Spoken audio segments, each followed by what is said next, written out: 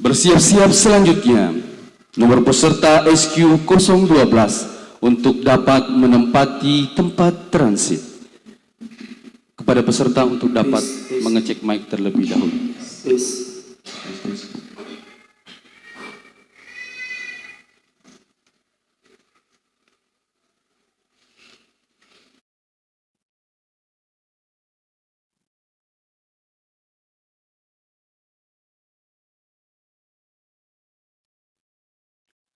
Bismillahirrahmanirrahim. Assalamualaikum warahmatullahi wabarakatuh. Alhamdulillahilladzi khalaqal insana 'allamahul bayan wa arsala rasulahu bil huda wa dinil haqq. Allahumma salli ala ashrafil anam wa ala alihi wa sahbihi ajmain, amma ba'du. Pertama-tama kita ucapkan syukur kehadirat Allah Subhanahu wa Ta'ala, Tuhan pencipta semesta yang rahmat dan kasih-Nya tak terhitungkan. Salawat berhiaskan salam kita haturkan kepada Nabi junjungan kita Muhammad sallallahu alaihi wasallam. Sallallahu alaihi wasallam. Dewan Hakim yang arif dan bijaksana, hadirin yang berbahagia. Pada era modern ini, dinamika kehidupan manusia semakin meningkat. Mobilitas manusia juga semakin cepat. Perkembangan sains dan teknologi yang saat ini harusnya membawa kemudahan dan kesejahteraan, ternyata dalam banyak hal justru menyengsarakan. Terbukti semakin meningkatnya kasus kriminal, yaitu Korupsi, perampokan, pelecehan seksual, bahkan pembunuhan disertai mutilasi kerap terjadi. hadirin. Baru-baru ini Kompas.com pada tanggal 20 Maret 2022 menulis sebuah berita yang menggegerkan sekaligus memprihatinkan. Seorang ibu di Brebes tega menggorok leher ketiga buah hatinya sampai salah satunya meninggal. Bahkan hadirin, kita dihebohkan dengan kasus Vina Cirebon, yaitu kasus pemerkosaan disertai pembunuhan yang dilakukan oleh geng motor. Belum lagi kasus-kasus berat yang terjadi di negeri ini seperti Penyalahgunaan bahan peledak, miras, perzinahan, premanisme, dan narkoba. Hadirin, akan dibawa kemana negeri ini? Dan mengapa semua ini terjadi? Disebabkan minimnya pemahaman nilai-nilai agama. Oleh karena itu, pada kesempatan yang mulia ini, kami akan membawakan syarahan yang berjudul Penguatan Karakter Menuju Jati Diri Bangsa, dengan landasan surah Al-Isra ayat 83 berikut ini. A'udzu billahi minasy syaithanir rajim.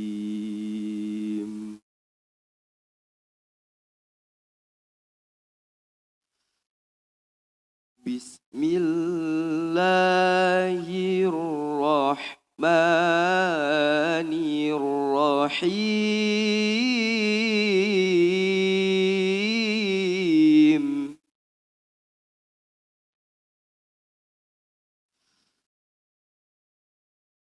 وإذا أنعمنا على الإنسان أعرض ونأى بجانبه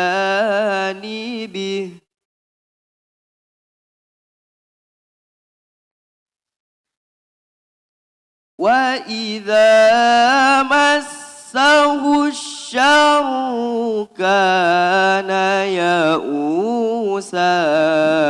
Hamba berlindung di bawah naungan-Mu ya Allah dari usikan setan yang terkutuk.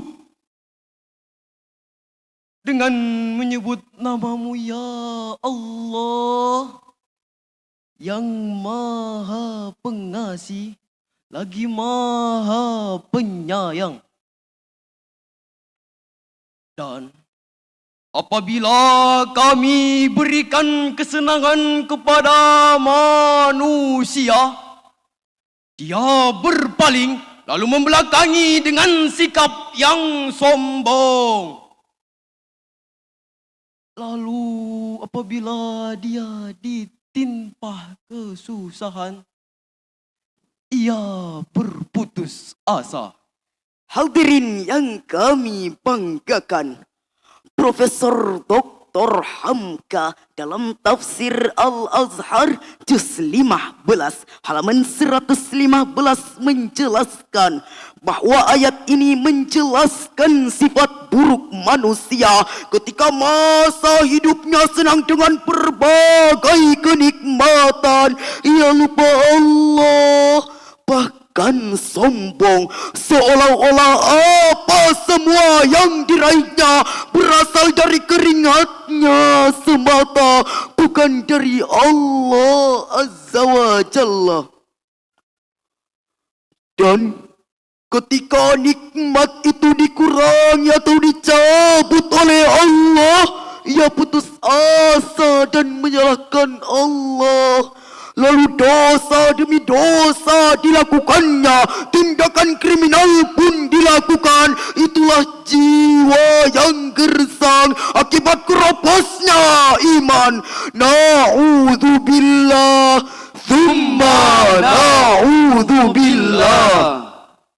Oleh karena itu tidak bisa tidak, spiritualitas bangsa harus ditingkatkan.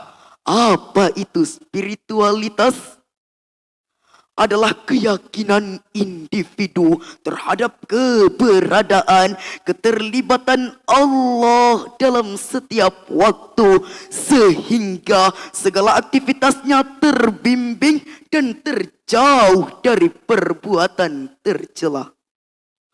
Pakar psikologi dunia David Mayer di dalam bukunya yang berjudul The American Paradox Spiritual mengatakan, Amerika yang dikenal makmur dan adikuasa, tetapi banyak masyarakatnya menderita, tidak merasa bahagia karena jiwanya hampa. Pendapatan tinggi tidak menjamin hidup bahagia.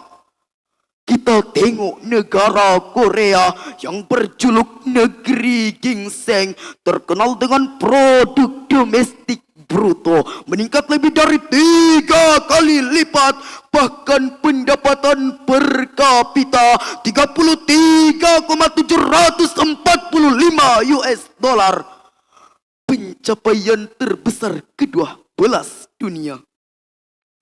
Akan tetapi hadirin, angka bunuh diri begitu tinggi, harta berlimpah tidak menjamin ketentraman hati. Hadirin, Rasulullah sallallahu alaihi wasallam bersabda, jika kamu meminta, mintalah kepada Allah. Dan jika kamu memohon pertolongan, mohonlah pertolongan kepada Allah. Hadis riwayat At-Tirmizi. Hadirin, hanya Allah satu-satunya zat tempat meminta pertolongan. Banjir, tanah longsor, puting beliung dan bencana alam lainnya yang telah meluluhlantakkan bumi pertiwi berdampak pada Runtuhnya sendi-sendi ekonomi, sosial, dan budaya. jumlah orang miskin bertambah, setiap hari terjadi perceraian. Dunia pendidikan juga terdampak, proses pembelajaran terganggu. Kriminalitas dan kenakalan remaja nyaris tak terkendali. Kita semua berharap, hadirin, ujian dan cobaan bisa kita lalui. Hadirin, tujuan pembangunan kita bukan hanya untuk menjadikan negara yang maju ekonominya belaka, tapi juga maju peradabannya. SDM kita harus memiliki dua kecerdasan, yaitu Kecerdasan intelektual dan kecerdasan spiritual. menurut Profesor Dr. Muhammad Quraish Shihab di dalam bukunya yang berjudul Dia di Mana-Mana, Tangan Tuhan di Balik Setiap Fenomena. Dalam buku tersebut, halaman 136 dijelaskan kecerdasan spiritual adalah kemampuan memaknai hidup dan memperhalus budi pekerti agar semua karya kita bermakna ibadah. Apa akibatnya, hadirin, jika pembangunan spiritual diabaikan? Sungguh akan membahayakan masa depan bangsa. Salah satu contoh ketika tempo.com.id edisi Januari tahun 2022 menulis pada awal tahun 2022 KPK telah berhasil menangkap 4 kepala daerah dengan kasus korupsi. Mereka bukan orang yang berpendidikan rendah, Bukan pula orang yang miskin, bukan orang yang tak beragama, bukan pula rakyat jelata. mereka adalah orang-orang terpelajar, juga kaya dan diberi amanah sebagai kepala daerah. Seharusnya ia mensejahterakan rakyatnya, tapi justru menyengsarakannya. Hadirin yang berbahagia, saatnya kita bergandeng tangan lebih bersemangat menjadikan Indonesia ini negara yang tangguh dan tumbuh. Tangguh imannya, tangguh sainteknya, Tangguh ekonominya, tangguh tentaranya, tangguh budayanya, tangguh persatuannya. dan yang tidak bisa ditawar-tawar, tangguh ilmunya, tangguh akhlaknya. Sesuai firman Allah dalam Al-Quran surah Al-Anfal ayat 24 berikut ini. Ya ayyuhalladzina amanu istajibu lillahi walirrasuli idza da'akum lima yuhyikum.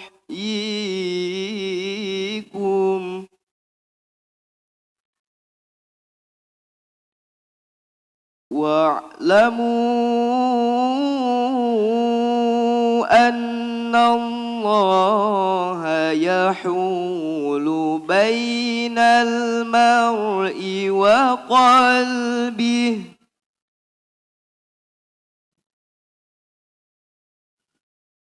وأنه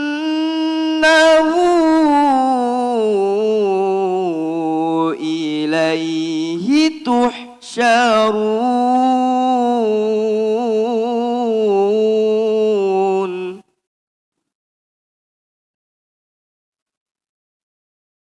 وأنه إليه تحشرون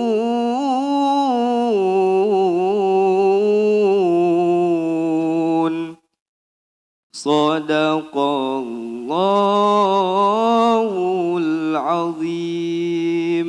Wahai orang-orang yang beriman, penuhilah seruan Allah dan Rasulullah apabila ia menyuruhkan kepada sesuatu yang memberi kehidupan kepadamu.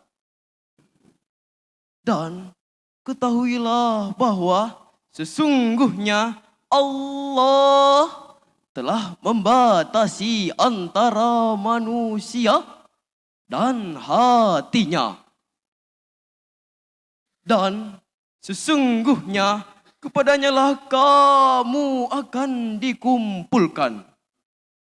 Maha benar Allah dengan segala firman-Nya.